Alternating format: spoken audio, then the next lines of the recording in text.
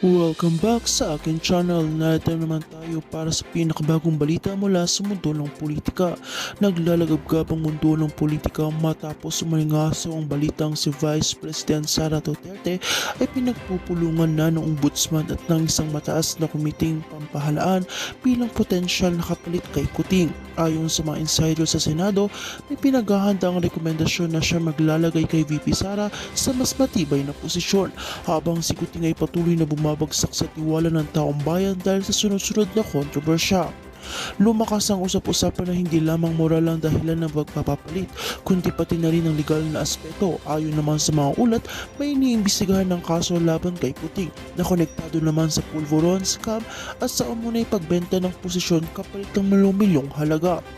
Dahil dito, binigyang basbas ng ilang miyembro ng ombudsman ng paghahanda kay VP Sara bilang acting kapalit habang binihintay ang kanilang desisyon. Hindi na ikinagulat ng ilan ng development na ito dahil ilang linggo na rin nagpapahiwatig si VP Sara ng kanyang kahandaang tumulgon sa pananawagan ng bayan.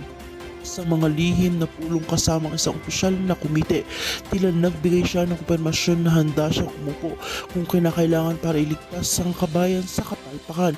Hindi rin umano siya matitinag sa mga bantang natatanggap niya mula sa kampo ni Kuting. Samantalang tikom ang bibig ng kampo ni Kuting sa nasabing issue.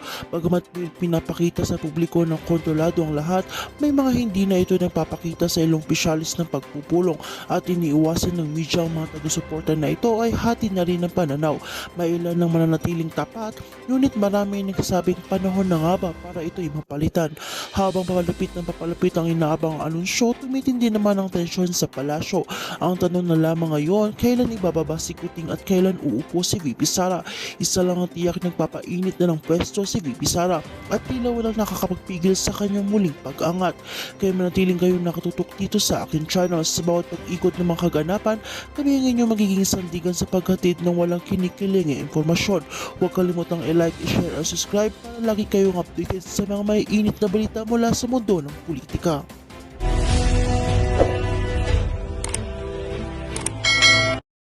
Naging